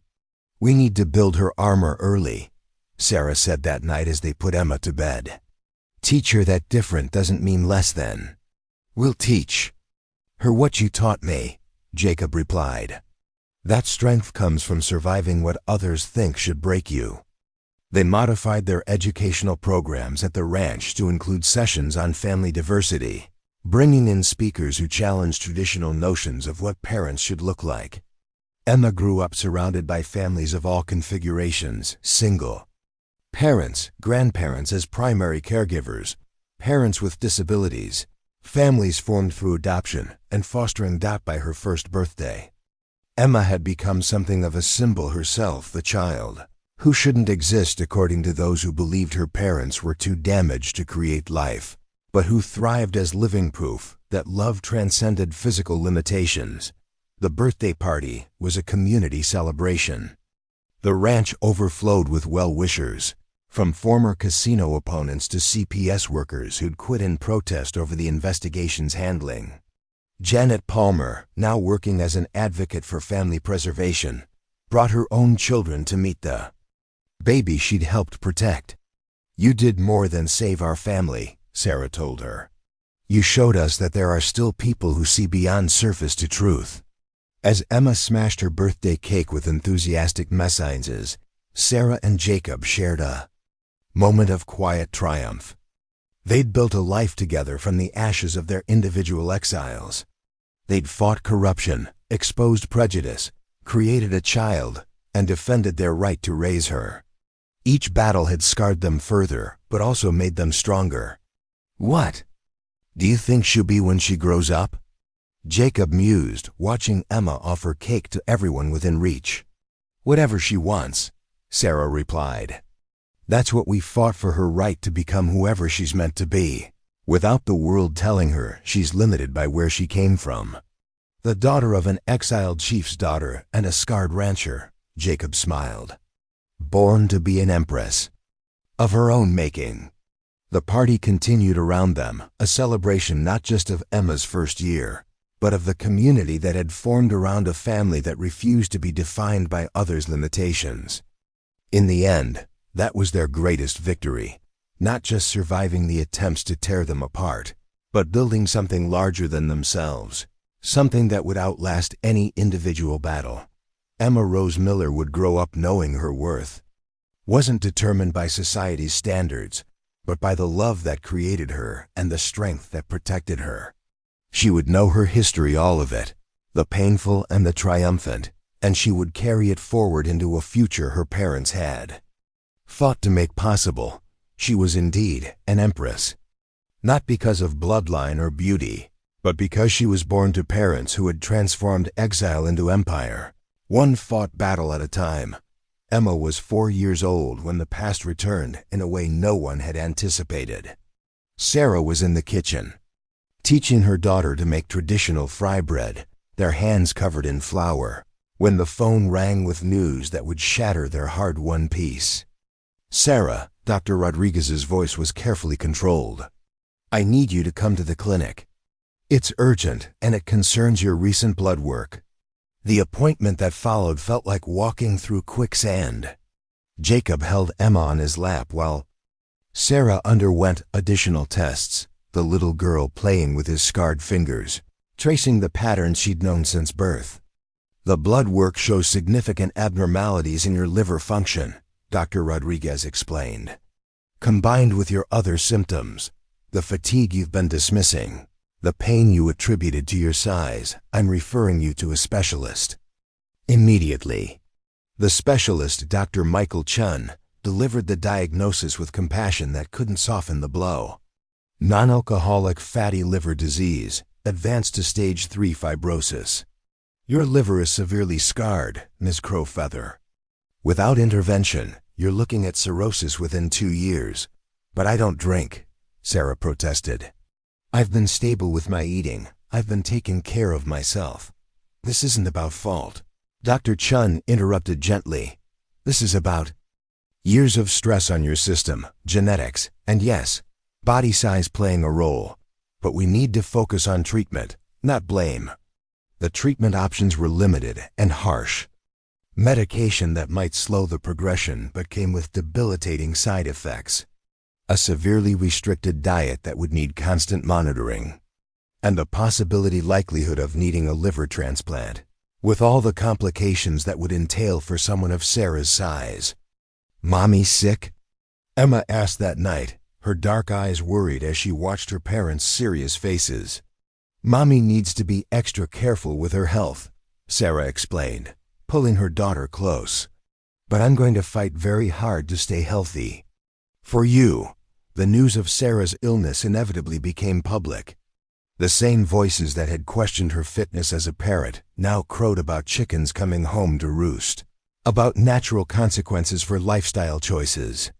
But alongside the cruelty came an outpouring of support that surprised even Sarah. Women from across the country who struggled with weight-related health issues shared their stories. Medical professionals specializing in treating patients of size offered consultations. The Comanche Nation rallied, with traditional healers working alongside modern doctors to develop a treatment plan that honored both approaches, Betty Morrison organized meal trains and childcare, rotations without being asked. You focus on getting well, she told Sarah firmly. We'll handle everything else. But it was the change in dynamics between Sarah and Jacob that proved most challenging. He threw himself into research, contacting specialists worldwide, investigating experimental treatments. His determination to save her bordered on obsession. And Sarah found herself in the unusual position of being the one providing comfort. You can't fix this by sheer force of will, she told him one night after he'd spent hours on medical websites. I can try, Jacob replied, his scarred face set in stubborn lines. I won't lose you. Emma won't lose you. Then help me live whatever time I have instead of spending it all trying to buy more, Sarah said gently. Show our daughter that when life delivers blows, we face them with grace, not just grit. The next months became a delicate balance of medical treatment and maintaining normalcy for Emma. Sarah started each day with medications that left her nauseated, then pushed through to make breakfast and see her daughter off to preschool. Afternoons were often lost to exhaustion, but evenings belonged to family reading stories, sharing meals, creating memories. Sarah's work with the Cattle Ranchers Association evolved to accommodate her limitations. She began mentoring younger advocates, passing on knowledge while she still could. One protege, Anna Bartrak, showed particular promise. You're teaching me like you're running out of time, Anna observed after an intensive session on legal frameworks for protecting sacred lands. Maybe I am, Sarah admitted. Or maybe I'm just finally understanding that knowledge hoarded is knowledge wasted. The liver disease progressed despite treatment, and by Emma's 5th birthday, Sarah was on the transplant list. The wait was complicated. By her size, finding a compatible donor was challenging enough without the additional surgical considerations. Jacob underwent testing immediately, but wasn't a match, leading to dark nights where he raged against his body's inability to save her, just as he'd once raged against his scars. Thomas and Mary Crow Feather moved to a house near the ranch, providing daily support.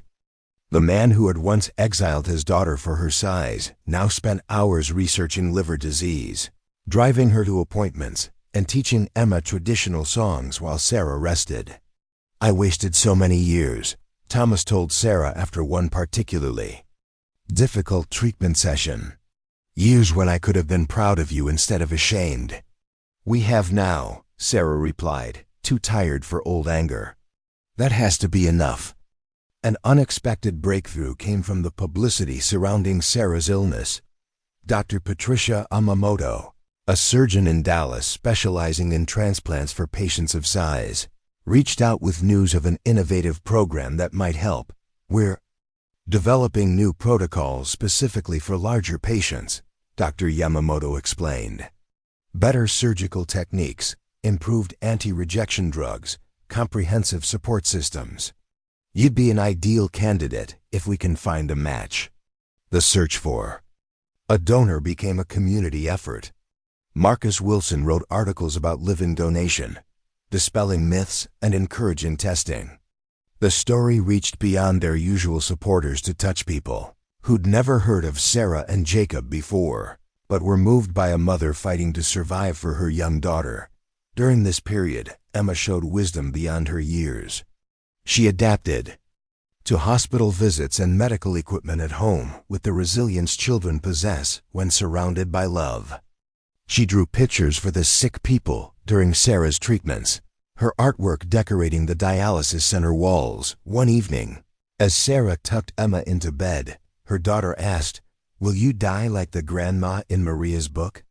Sarah's heart clenched, but she answered honestly, "I might, baby. But I'm fighting very hard not to. And no matter what happens, I will always love you." "I know," Emma said simply. "Daddy told me love doesn't stop when someone goes to heaven. It just lives in our hearts instead." The call came 6 months later, at 3 a.m. A match had been found. A young man killed in a motorcycle accident whose family had specified his organs should go to recipients regardless of size Having lost their own daughter to weight-based medical discrimination, the surgery required a specialized team and equipment, taking place at Dr. Yamamoto's facility in Dallas. Jacob paced the waiting room for 12 hours, Emma asleep on the uncomfortable chairs, while Betty Morrison and half the ranching community held vigil.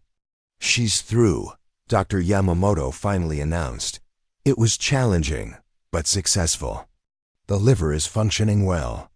Now we wait and see how her body accepts it." Recovery was grueling. Sarah's body, already stressed from years of fighting its own size, struggled with the anti-rejection medications. There were setbacks, infections that threatened the new organ, reactions that required constant adjustment of treatments. But slowly, miraculously, she began to improve. The first time Emma was allowed to visit, she approached her mother's hospital bed with careful steps. "You look different, Mommy." "How so?" Sarah asked, her voice weak but amused. "You look lighter, not smaller. Just like something heavy went away." From the mouths of babes, Sarah thought. The weight of dying had indeed lifted, even if her physical weight remained largely unchanged. She was still 400 pounds, still faced the daily challenges that came with her size. But now she had a functioning liver and the possibility of watching her daughter grow up. The transplant became another chapter in their public story, with Sarah using her platform to advocate for organ donation and equal medical treatment regardless of body size. She spoke at conferences via video link from her recovery bed, testified before medical boards about the need for specialized protocols, and continued mentoring the next generation of activists. "You could rest," Jacob suggested, after one particularly exhausting video session. "You've earned it. Rest when there's still work to be done." Sarah smiled. "That's not who we are, either of us." As Sarah regained strength, the ranch evolved again. They established the Emma Rose Foundation, providing support for families dealing with medical discrimination based on physical appearance. The irony wasn't lost on anyone. The child, whose parents had been investigated for fitness, was now the namesake of an organization protecting other families. Richard Harrison, serving his own prison term for harassment, sent a letter that Jacob almost threw away unopened. Inside was a single line: "I was wrong." "I'm sorry. Do you believe him?" Sarah asked. "Does it matter?" Jacob replied, "His hatred made us stronger. His apology changes nothing." But forgiveness, Sarah was learning, wasn't about the person who wronged you. It was about freeing yourself from carrying their poison. She wrote back a simple response: "I hope you find peace." As autumn arrived, Sarah stood in the same spot where Jacob had first found her 7 years ago. So much had changed. The scared, exiled woman had become an advocate, mother, and survivor in ways she'd never imagined. The scarred rancher who'd offered shelter had become her partner in battles neither had expected to fight. "Mommy, Daddy!" Emma's voice carried across the field. "Look what I found." Their daughter ran toward them, pigtails flying, holding some treasure discovered in her explorations. She was growing tall, showing signs of inheriting her mother's strong build and her father's determined jaw. But more than physical traits, she carried their combined strength, their hard-won wisdom, their refusal to let the world define their worth. "What is it, little Empress?" Jacob asked, using the pet name that had stuck since birth. "A arrowhead," Emma announced proudly, "from the old people who lived here. Betty says it means the land remembers everything, even when we forget." Sarah and Jacob exchanged glances over their daughter's head. The land did indeed remember every battle fought, every tear shed, every victory won against those who would diminish them. And now it would remember this too, a family that had survived everything thrown at them, still standing, still fighting, still loving. The arrowhead went into Emma's treasure box, alongside feathers and stones and other precious finds. But the real treasure, Sarah knew, was simpler: another day alive, Another chance to prove that worth wasn't measured in pounds or scars, but in the courage to keep going when the world insisted you stop. They walked back to the house together, Emma chattering about her plans to show the arrowhead at school, blissfully unaware that she was the greatest artifact of all proof that love could conquer exile, that families could bloom in the rockiest soil, and that sometimes the people the world considered least worthy of power could become the most powerful of all. 10 years had passed since Sarah's transplant, and Emma was now 15, a young woman who carried herself with the quiet confidence of someone who'd never known a world where her worth was questioned. The ranch had evolved into the Miller Center for Rural Advocacy, drawing visitors from around the world who came to learn about bridging cultural divides, fighting discrimination, and building inclusive communities. On this particular morning, Sarah stood before a gathering of international human rights observers, her presentation focusing on the intersection of body discrimination and civil rights. At 52, she remained at 400 pounds, but her presence commanded the room. Not despite her size, but because of how she'd transformed society's weapon against her into a platform for change. Discrimination based on physical appearance remains the last socially acceptable prejudice, Sarah explained to the assembly. We've made progress in recognizing racism, sexism, and other forms of bias. But too often, we still judge worth by waist size and capability by conventional beauty standards. In the audience, Emma took notes for her high school senior thesis on advocacy and identity. She'd grown tall and strong, built like her mother but with her father's penetrating gaze. Unlike Sarah at her age, Emma had never experienced shame about her body. She'd been raised by parents who'd fought too hard against such judgments to pass them on to their daughter. After the presentation, Sarah found Jacob in his workshop, crafting furniture from reclaimed wood, a hobby that had become a second business. His scarred hands moved with practiced precision, creating beauty from materials others had discarded. How'd it go? He asked without looking up. 3 countries, committed to including appearance-based discrimination in their civil rights frameworks, Sarah reported. Progress. Mom's changing the world again, Emma announced, entering with her friend Marcus Jr., Wilson's son who'd grown up alongside her.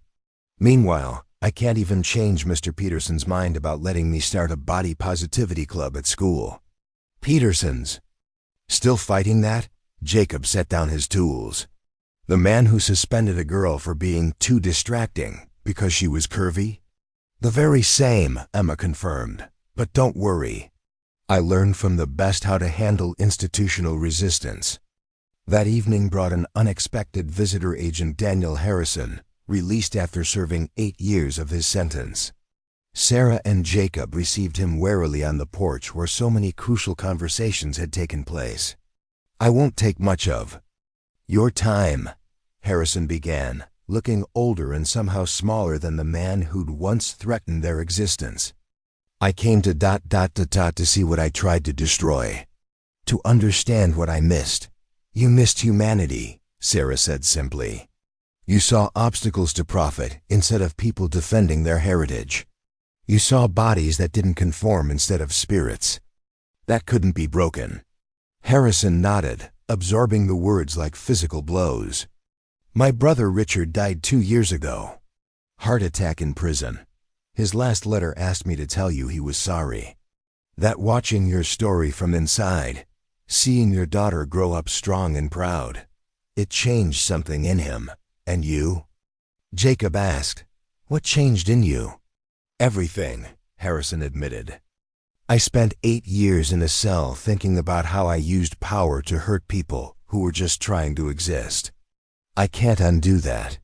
But I wanted you to know that your example reached even someone as lost as I was. After Harrison left, the family sat together on the porch, processing the strange circular nature of their journey. Enemies had become advocates. Exile had become influence. What started as 2 damaged people finding shelter in each other had grown into a movement that touched lives across continents. Do you think he meant it? Emma asked. The apology? Does it matter? Sarah echoed Jacob's words from years before. Our worth was never dependent on their recognition of it. The next months brought a new challenge. Thomas Crowfeather, now in his 80s, was dying. The former chief who'd exiled his daughter had spent his final years trying to atone, and his last request was for Sarah to take his place as an elder advisor to the tribal council. "You want the woman you cast out for being too large to represent our people?" Sarah asked during their final conversation. "I want the woman who proved that true strength has nothing to do with size," Thomas replied. "The council is unanimous. You've done more to preserve our heritage and build bridges with other communities than anyone in generations." Sarah accepted the position, becoming the first advisor to split time between tribal duties and ranch operations. It meant teaching Emma more about her Comanche heritage, preparing her to carry forward traditions that Sarah had almost lost to Exile. The announcement of Sarah's appointment brought predictable backlash from some quarters photos circulated of the 400-pound tribal advisor, with cruel comments about representing her people. But the response was different now. For every cruel comment, dozens pushed back. Emma's generation had grown up seeing Sarah's advocacy, and they wouldn't tolerate the casual cruelty their parents had accepted as normal. At the ceremony installing Sarah as tribal advisor, Emma performed a traditional dance she'd learned from her grandmother Mary, watching their daughter move with grace and pride. Sarah and Jacob shared a moment of profound completion. Every battle had led to this: a child who knew her worth, a community that had learned to see beyond surface, a love that had transformed two exiles into architects of change. Dr. Kingsley, now retired but present for the ceremony, pulled Sarah aside afterward. "Do you remember our first session? You couldn't imagine deserving love at your size." "I remember thinking change meant becoming smaller," Sarah replied. "I never imagined change could mean the world becoming bigger." Marcus Wilson, gray-haired, but still sharp, was already planning his final article series, a retrospective on how one couple's stand had sparked a nationwide reckoning with appearance-based discrimination. Laws had changed, medical practices had evolved, and a new generation was growing up with different assumptions about worth and beauty. "You know what the real story is?" Marcus asked Sarah and Jacob at the reception. "It's not about the battles you won or the laws you changed. It's about proving that the people society writes off as damaged goods are often the ones with the most to offer." As the celebration continued around them, Jacob found a quiet moment with Sarah. "Did you ever imagine this when I picked you up that night?" "I imagined dying alone on those plains," Sarah admitted. "Instead, I found everything I never dared hope for: love, family, purpose, a chance to matter." "You always mattered," Jacob corrected. "I just helped you remember that." Emma interrupted their reverie, bringing news that would open the next chapter of their story. "Mom, Dad, I got in. Full scholarship to Stanford, political science with a focus on civil rights law." Sarah felt tears spring to her eyes. Their daughter, their Empress, was choosing to continue the fight in her own way, not because she had to, but because she'd been raised to see injustice and stand against it. "That's my girl," Jacob said, his scarred face beaming with pride. "Our girl," Sarah corrected, pulling them both close. The evening ended with the whole community gathered under the Texas stars. Betty Morrison, now in her 70s but still fierce, raised a toast. "To the exiled daughter who became our conscience. To the scarred rancher who showed us courage. To the child who represents our hope. And to the truth they taught us all, that every person deserves to be seen, valued, and loved exactly as they are." As the gathering slowly dispersed, Sarah stood where her journey had begun, a spot on a lonely road where despair had led her, where love had found her, where everything had changed. The woman who'd once weighed 400 pounds of shame now carried 400 pounds of purpose, dignity, and unshakable knowledge of her own worth. "Ready to go home?" Jacob asked, taking her hand. "I am home," Sarah replied, gesturing to the land, the people, the life they'd built from nothing but mutual recognition of each other's humanity. Emma ran ahead, calling back about plans for her body positivity club and strategies for changing school policies. Their daughter would face her own battles, but she'd face them armed with the knowledge that worth wasn't measured by scale or scar but by the courage to stand for what was right. The ranch house welcomed them back, the wooden robin still keeping watch from the mantelpiece, a small reminder of the moment when two broken people had chosen to see each other as whole. Now they were far more than whole. They were leaders, advocates, parents, and partners who'd transformed their individual exiles into a shared empire of acceptance. As they prepared for bed in the home that had sheltered their love through every storm, Sarah caught her reflection in the mirror. 400 pounds, aged by struggle but strengthened by survival, scarred by her own battles with health, but alive to fight another day. Beautiful in the way of mountains, not despite their massive presence, but because of it. "What are you thinking?" Jacob asked, meeting her eyes in the reflection. "That exile was the best thing that ever happened to me," Sarah said. "Because it brought me to you, to this life, to the person I was always meant to be." "The Empress of the Excluded," Jacob said, using the title a documentary had given her. "Just Sarah," she corrected. "Wife, mother, advocate. 400 pounds of refusal to disappear." They settled into bed, bodies that society had deemed wrong finding perfect fit in each other's arms. Tomorrow would bring new challenges: Emma's preparations for college, Sarah's tribal council duties, the ongoing work of the advocacy center. But tonight, they had this, the quiet triumph of lives well lived, love well fought for, and the knowledge that they'd built something that would outlast them all. The empire they'd created from exile wasn't built on conquest but on compassion. Not on power but on persistence. Not on meeting the world's standards but on changing them. Emma Rose Miller would inherit not a throne but a foundation.